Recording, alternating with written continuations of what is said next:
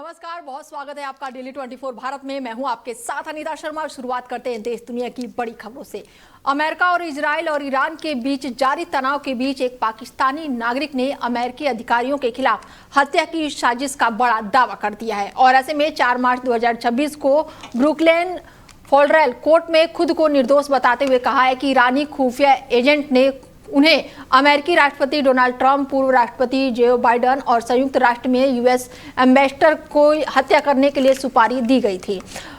आसिफ का कहना है कि उसे ये काम करने के लिए मजबूर किया गया था क्योंकि उसके पास परिवार की धमकियां भी दी गई थी और बताया गया है कि अप्रैल 2024 में ईरानी यूनुस ने उसे अमेरिका भेजा और संभावित हत्या के टारगेट के बारे में निर्देश दिए। हालांकि आसिफ ने दावा किया है कि उनसे जानबूझकर साजिश को पूरा नहीं किया और सिर्फ $5000 का ऑफर दिया गया था, ये जानते हुए कि इतना कम पैसों में कोई भी काम नहीं करेगा। सिर्फ मर्चेंट को अगस्त 2024 में गिरफ्तार किया गया था। शुरुआती ट्रायल्स में जून 2024 का एक वीडियो पेश किया गया जिसमें वो कथित रूप से रिपब्लिकन नेता की हत्या की योजना बनाते हुए दिख रहे थे। अभियोजक गुरुवार को क्रॉस एग्जामिनेशन करने दोषी पाए जाने पर आसिफ को आजीवन कारावास की सजा हो सकती है। तो वहीं बिहार की राजनीति में इन दिनों उथल पुथल देखने को मिल रही है। बिहार के मुख्यमंत्री नीतीश कुमार राज्यसभा जाने की अटकलों में फिलहाल पूर्ण विराम लग गया है। राज्यसभा के लिए नीतीश कुमार ने अपने नाम का नामांकन कर दिया है। गुरुवार 5 मार्च को राज्यसभा नामांकन का आखिरी दिन है और सूत्रों के हवाले से मिली जानकारी के अनुसार नीतीश कुमार इस बार राज्यसभा के लिए अपना नामांकन भर सकते हैं। हालांकि नीतीश कुमार ने राज्यसभा जाने के लिए अपना नामांकन भर दिया है और इस दौरान अमित शाह भी मौके पर मौजूद रहे। तो वहीं केंद्रीय मंत्री चिराग पासवान ने इस पर साफ कहा है कि नीतीश कुमार राज्यसभा जाने के लिए कोई भी चर्चा नहीं है और ना ही ऐसी कोई भी स्थिति बनने वाली है। चिराग पासवान ने कहा है कि मुख्यमंत्री के अनुभवी नेतृत्व में उनकी सरकार बिहार में मजबूती से चल रही है और मुख्यमंत्री बदलने का कोई भी योजना नहीं है। उन्होंने कहा कि डबल इंजन सरकार और प्रधानमंत्री नरेंद्र मोदी की सोच वाली सरकार ऐसे ही बिहार में काम करती रहेगी। वहीं विपक्षी दल आरजेडी ने राज्यसभा जाने की खबरों पर बीजेपी पर हमला बोला है। आरजेडी प्रवक्ता मृत्युंजय तिवारी ने दावा किया है कि अगर नीतीश कुमार राज्यसभा जाते हैं तो बीजेपी बिहार में अपना मुख्यमंत्री बना लेगी। उनका कहना था कि बीजेपी का ये खेल महाराष्ट्र जैसा हो सकता है जिसमें पार्टी मुख्यमंत्री को कुर्सी से हटाने की योजना में सफल होती दिखाई दे रही है। राजनीतिक हलचलों के बीच अब सबकी नजरें राज्यसभा नामांकन के बाद से अब बिहार का नया सीएम कौन होगा इस पर टिकी हुई है। ऐसी कोई चर्चा नहीं है और ऐसी कोई परिस्थिति उत्पन्न होने नहीं वाली। मुख्यमंत्री नीतीश कुमार जी के अनुभवी नेतृत्व में मेरी सरकार बिहार में चल रही है और ये मजबूत सरकार है। बड़े संख्या बल के साथ 200+ के साथ हम लोग बिहार में सरकार चला रहे हैं। तो कतई मुख्यमंत्री बदलने की कोई चर्चा नहीं हो रही। मौजूदा मुख्यमंत्री जी के नेतृत्व में ये डबल इंजन की सरकार, मेरे प्रधानमंत्री नरेंद्र मोदी जी के सोच वाली सरकार बिहार में ऐसे ही चलती रहेगी। ऐसी कोई चर्चा नहीं है और ऐसी कोई परिस्थिति खबरों में आगे बढ़ते हैं और खबर दिल्ली से आ रही है जहां पर रिठाला मेट्रो स्टेशन के पास झुग्गियों में अचानक से ही भीषण आग लग गई। आग इतनी तेज थी कि देखते ही देखते कई झुग्गियां इसके चपेट में आ गई और इलाके में अफरा तफरी मच गई। दमकल विभाग को सुबह इसकी जानकारी मिली जिसके बाद से तुरंत ही 15 दमकल की गाड़ियां मौके पर भेजी गई और दमकल कर्मियों ने आग पर कड़ी मशक्कत के बाद किसी तरह आग पर काबू पाया। लेकिन कई घंटों की कड़ी मशक्कत के बाद फिलहाल आग पर काबू पा लिया गया है। हादसे के वक्त ज्यादातर लोग सो रहे थे लेकिन आग की लपटें देखकर स्थानीय लोग तुरंत ही बाहर आए और आसपास के लोगों ने आग बुझाने और फंसे हुए लोगों को सुरक्षित निकालने में मदद की। राहत की बात यह है कि इस आग में किसी के भी हताहत होने की कोई भी सूचना निकलकर सामने नहीं आई है। शुरुआती जानकारी के अनुसार लगभग 50 झुग्गियां जलकर खाक हो चुकी हैं जिससे लाखों रुपए का नुकसान बताया जा रहा है। आग लगने के कारणों का भी पता नहीं चला है। फायर विभाग और स्थानीय प्रशासन मामले की जांच में जुटी हुई है। प्रशासन विभाग वो परिवार को मदद देने की तैयारियों में जुटी हुई है। फिलहाल आग पर काबू पाया जा चुका है। वहीं नेपाल में आम चुनाव होने वाले हैं और ये चुनाव बेहद ही खास माना जा रहा है क्योंकि ये पहला चुनाव है जो सितंबर 2025 में युवाओं के नेतृत्व वाले बड़े आंदोलन के बाद हो रहा है और उस आंदोलन में भ्रष्टाचार, बेरोजगारी और खराब शासन के खिलाफ प्रदर्शन हुआ था जिसमें 77 लोग मारे गए और सरकार को इस्तीफा देना पड़ा और इसके बाद से संसद को भंग कर दिया गया और 6 महीने के भीतर चुनाव कराने का फैसला लिया गया।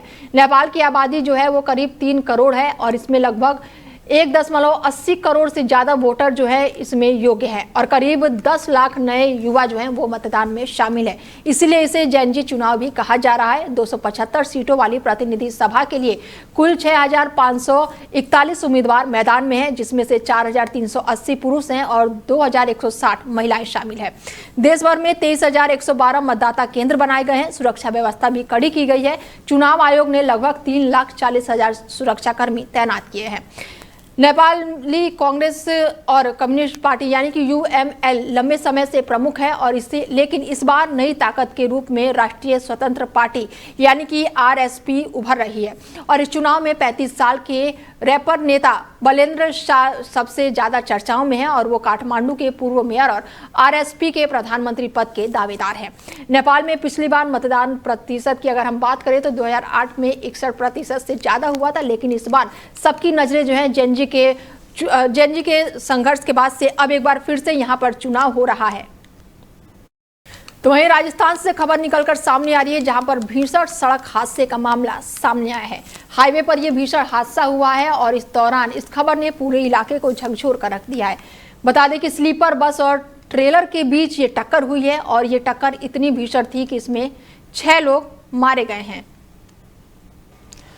बता दें कि सड़क हादसे का ये मामला सामने आया है और ऐसे में इस खबर पर ज्यादा जानकारी के साथ राजस्थान से हमारे संवाददाता रमेश जुड़ चुके हैं और उनसे जानते हैं कि ये बेहद ही भयावह स्थिति है। 6 लोगों की इस दुर्घटना में जान चली गई है। क्या कुछ अपडेट है रमेश जी? मैं बताना चाहूंगा कि 27 फरवरी को जो ये सड़क हादसा हुआ था बालोतरा जिले के सरवड़ी गांव में, इसमें 6 लोगों की मौत हो गई थी और कई लोग जो गंभीर रूप से घायल हो गए थे। भी जो बताया जा रहा है कि जो घायल हैं जो अलग अलग हॉस्पिटलों में भर्ती हैं, लेकिन सरकार के द्वारा इस पर किसी भी प्रकार का ध्यान नहीं दिया गया है और बस संचालक जो अभी भी है, बस संचालक पर अभी भी कोई ठोस कार्रवाई नहीं की गई है। लेकिन कल मुख्यमंत्री के नाम पे जो मेघवाल समाज शिक्षा एवं शोध संस्थान बागोड़ा के बैनर तले ज्ञापन दिया गया था, इसमें मुख्यमंत्री सहायता कोष से तुरंत आर्थिक सहयोग देने के लिए और घायलों को निःशुल्क इलाज करने के लिए मांग उठाई गई है। बिल्कुल, ऐसे में परिजनों की तरफ से क्या कुछ कहा गया है रमेश जी? खास तौर पर जालोर जिले के जो कुल 5 लोग थे, जिसमें जो है नर्सिंग ऑफिसर दारूराम मेघवाल है जो बागोड़ा तहसील के राउता गांव के रहने वाले, जिसमें उनके 2 मासूम बच्चों की मौत हो गई थी। उसके बाद में उनकी धर्मपत्नी है जो अभी भी जोधपुर जिला अस्पताल में भर्ती हैं। बिल्कुल, तो ऐसे में क्या किसी अधिकारी का बयान निकलकर सामने आया है?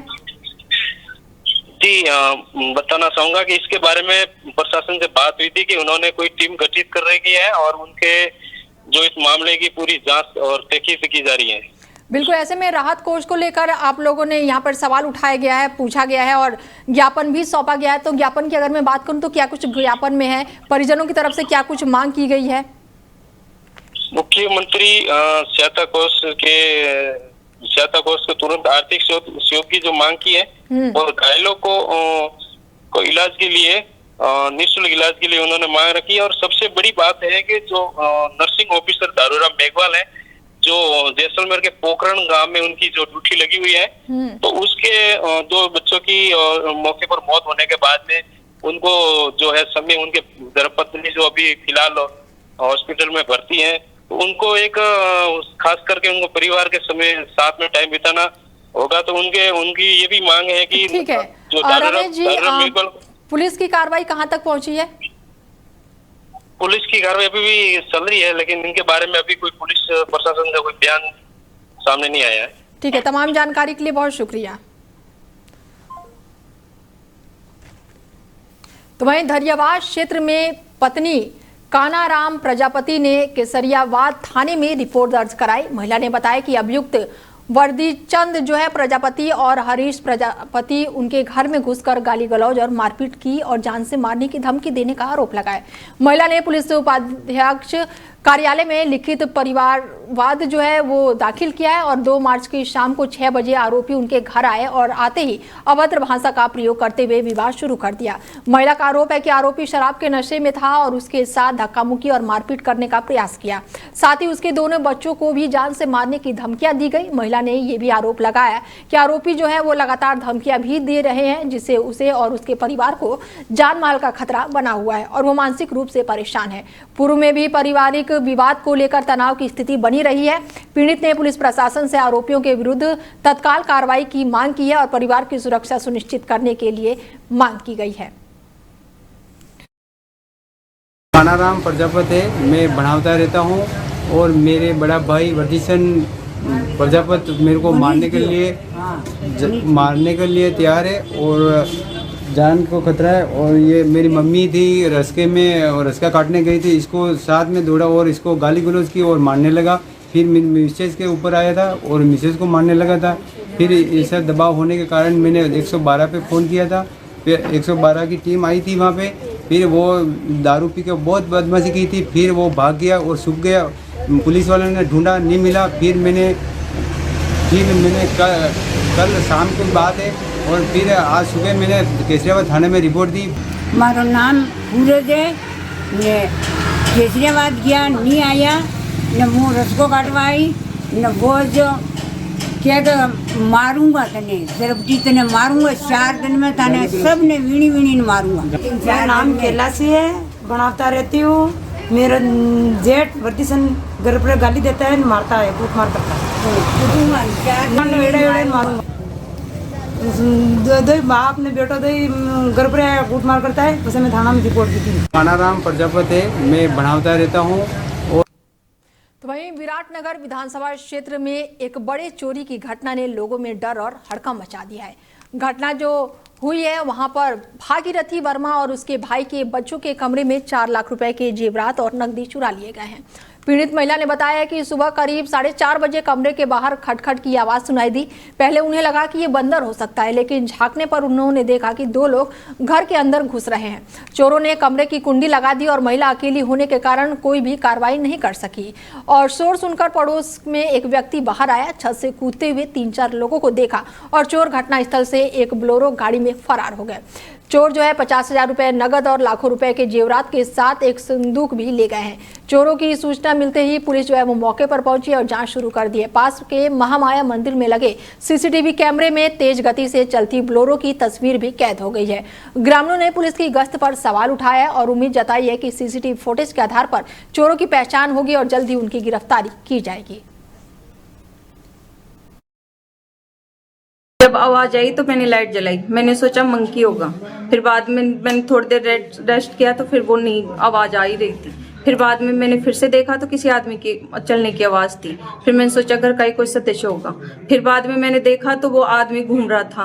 फिर मैंने देखा, फिर वो वापस देखा ऊपर से तो उसका मुंह बंधा हुआ था, मतलब वो दुपट्टे से बांध रखा था। फिर बाद में मैंने कुंडी तो खोली थी लेकिन वो बाहर से नहीं खोली, मतलब बाहर से बंद थी। खोलने की कोशिश की थी। फिर मेरे को लगा शायद चोरी है। फिर मैं वापस लेट गई। फिर बाद में फिर और आवाज आई। फिर मैंने सोचा पक्का चोरी है। फिर मैंने देखा तो आवाज आ रही थी। फिर मैंने फोन किया, किसी ने फोन नहीं उठाया। फिर बाद में ये फोन स्विच ऑफ आ रहा था। फिर मैंने आवाज लगाई। फिर आवाज सुनते ही वो भाग गया और संदूक को बाहर डाल गया। फिर बाहर से किसी ने देखा। फिर बाद में वो आया तो उसको बोला कि इधर आ, तेरे को मैं बताता हूँ। फिर वो भाग गया। फिर जब बोलेरो चली गई उसके बाद वो। तो वहीं देवलगढ़ी में होली का पर्व इस बार बड़े ही धूमधाम और पारंपरिक उत्साह के साथ मनाया गया। महाराव राम सिंह के दौरान की ये ऐतिहासिक देवलगढ़ी में जनजाति समाज के हजारों लोग अपने पारंपरिक लिबास में उमड़े। ढोल नगाड़ों की थाप, रंग बिरंगी पोशाकें और घोड़ों की टाप से पूरा माहौल जीवंत हो उठा और इस अवसर पर प्राचीन बुर्ज और ऐतिहासिक दीवारें समारोह का एक भव्य बनाती हुई दिखाई दी। जनजाति समूह के लोगों ने हाथों में पारंपरिक झंडों लेकर नृत्य कर रहे थे और पुराने जमाने में यहाँ पर जो व्यवस्था होती थी वैसी ही व्यवस्था की गई और इसकी जगह पुलिस चौकी का समीक्षा भी की गई, जिसे लोग अपनी विरासत का हिस्सा मानते हैं। होली के इस उत्सव में विशेष आकर्षण रहा देवलपाल का गैर नृत्य और साथ ही हजारों लोग पैरों में थिरकन और हाथों में डंडे लेकर नृत्य करते हुए नजर आए। ये न केवल ग्रामीणों का मनोरंजन करता है बल्कि देवलगढ़ी की सांस्कृतिक ऊर्जा को भी जीवंत करता है। देवलगढ़ी का ये पर्व ये सिखाता है कि समय बदल सकता है लेकिन जड़ों से जुड़ाव और परंपरा का सम्मान हमेशा कायम रखता है। होली के मौके पर देवलगढ़ी की हुंकार, इतिहास और संस्कृति का अनूठा संगम फिर से देखने को मिला।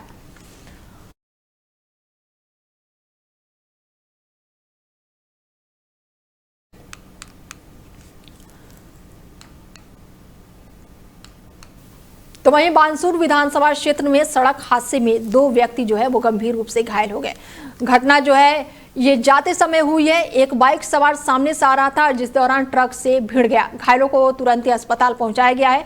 दुर्घटना के तुरंत बाद मौके पर पुलिस पहुंची है और एम्बुलेंस की मदद से घायलों को प्राथमिक उपचार के लिए भेजा गया है। घायलों को प्रारंभिक जांच देने के बाद से डॉक्टरों ने उन्हें गंभीर चोट के चलते अस्पताल में रेफर कर दिया है, जहाँ पर दोनों का उपचार जारी है। स्थानीय लोगों ने हादसे के बाद से सड़क पर वाहन गति नियंत्रण और सुरक्षा के उपायों को आवश्यकता पर जोर दिया है। बीते कुछ समय से क्षेत्र में लगातार सड़क दुर्घटनाओं को देखते हुए प्रशासन और पुलिस ने इस मार्ग पर सतर्कता बढ़ाने की मांग की है।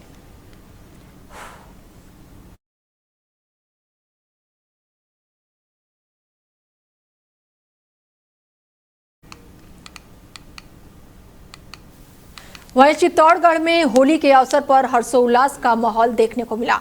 हर वर्ग के लोग एक दूसरे को रंगों और गुलाल लगाकर होली की शुभकामनाएं दे रहे थे। जिला कलेक्ट्रेट परिसर में करीब 3 घंटे तक ये उत्सव चल रहा था और ऐसे में इस दौरान एक व्यक्ति जो है भांग के नशे में दिखा और उसने होली के जश्न में उत्पात मचाया।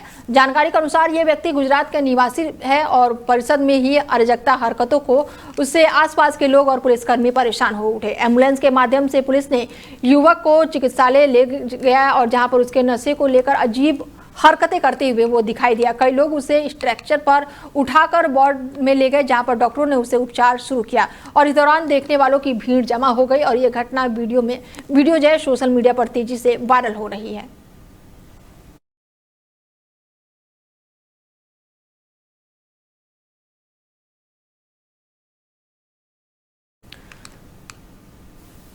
वहीं रामेश्वर महादेव मंदिर और नगर में होली का पर्व बड़े ही उत्साह के साथ मनाया गया।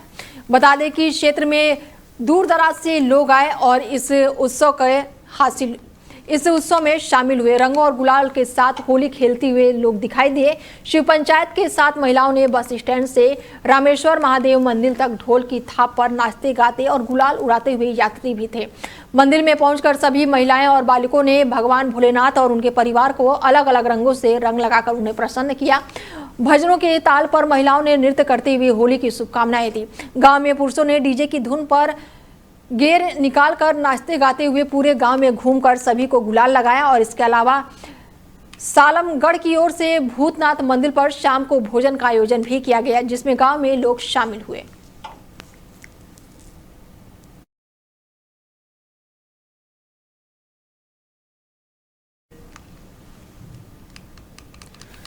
खबरों में आगे बढ़ते हैं और खबर जो है श्री गंगानगर से है जहां पर सिद्ध धाम श्री खाटू श्याम धाम मंदिर में सुदामा नगर में होली बड़े ही उत्साह के साथ मनाई गई। मंदिर के मुख्य सेवादार संदीप ने बताया कि इस बार का होली महोत्सव अभूतपूर्व रहा। हजारों श्याम श्रद्धालुओं ने बाबा श्याम के समक्ष माथा टेक कर होली की शुभकामनाएं दी और एक दूसरे को रंग और गुलाल लगाकर पर्व को आनंदमय बना दिया। दूर दराज से आए श्याम प्रेमियों ने ढोल नगाड़ों और डीजे के साथ नाचते गाते मंदिर प्रांगण में पहुंचकर उत्साह में चार लगा दिया।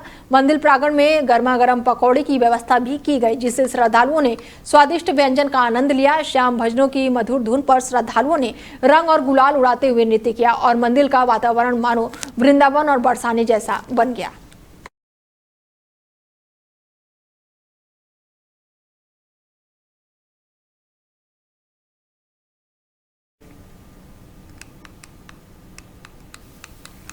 तो वहीं तारानगर शहर के गौरव पथ को सार्वजनिक निर्माण विभाग से नगर पालिका को सुपुर्द किए जाने के अवसर पर गौरव पथ के आसपास के लोगों द्वारा नागरिक अभिनंदन समारोह और होली स्नेह मिलन समारोह का आयोजन किया गया। कार्यक्रम में पूर्व नेता प्रतिपक्ष राजेंद्र सिंह राठौर का माला और साफा पहनाकर अभिनंदन किया गया। कार्यक्रम को संबोधित करते हुए राठौर ने कहा कि बीजेपी सरकार ने हर क्षेत्र में विकास के नए आयाम स्थापित किया है और उन्होंने नागरिकों से अपील की है कि वो अपने शहर के विकास में सक्रिय भूमिका निभाएं। पूर्व विधानसभा प्रत्याशी और बीजेपी नेता राकेश ने गौरव पथ के महत्व पर प्रकाश डालते हुए कहा कि ये पथ शहर के गौरव और सौंदर्य का प्रतीक है। उन्होंने बताया कि इसका निर्माण जो है तत्कालीन बीजेपी सरकार के नगरपालिका कार्यालय में हुआ था। अभिनंदन कार्यक्रम में लोकसभा प्रत्याशी देवेंद्र भी मौके पर मौजूद रहे। ऐसे में तमाम जो अधिकारी थे इस आयोजन में शामिल हुए।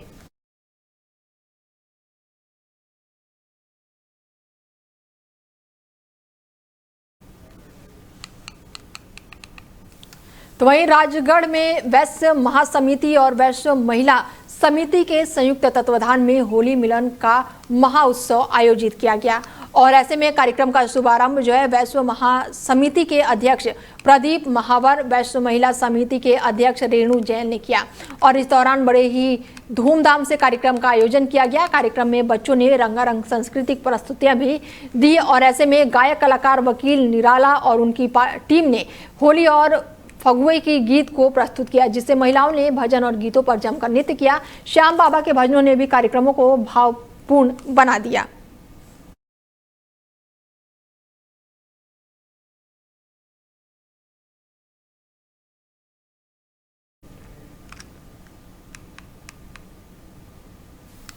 वहीं क्षेत्र में होली का पर्व इस बार 2 दिन तक धूमधाम और उत्साह के साथ मनाया गया है।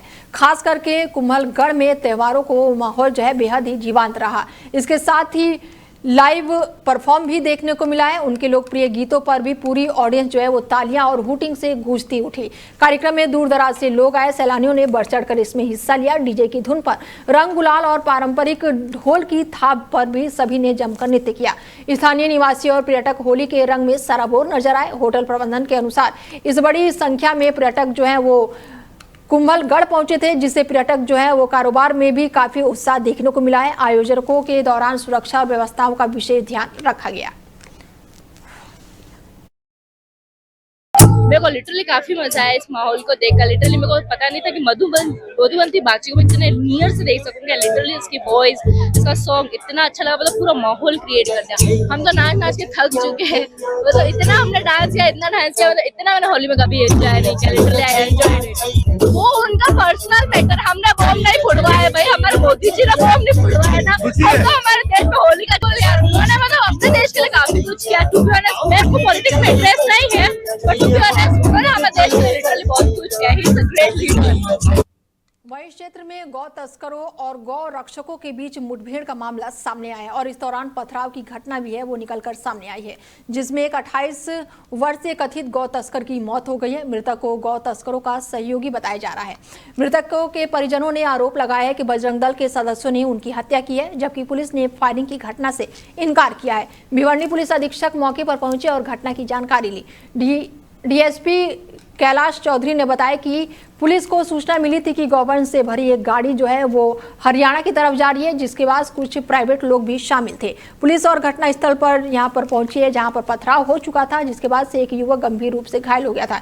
स्थानीय लोग और गौ रक्षकों की मौजूदगी में पिकअप और कैपर गाड़ी को गौवंश बरामद किए गए हैं। वहीं पुलिस अब पूरे मामले की जाँच में जुटी हुई है।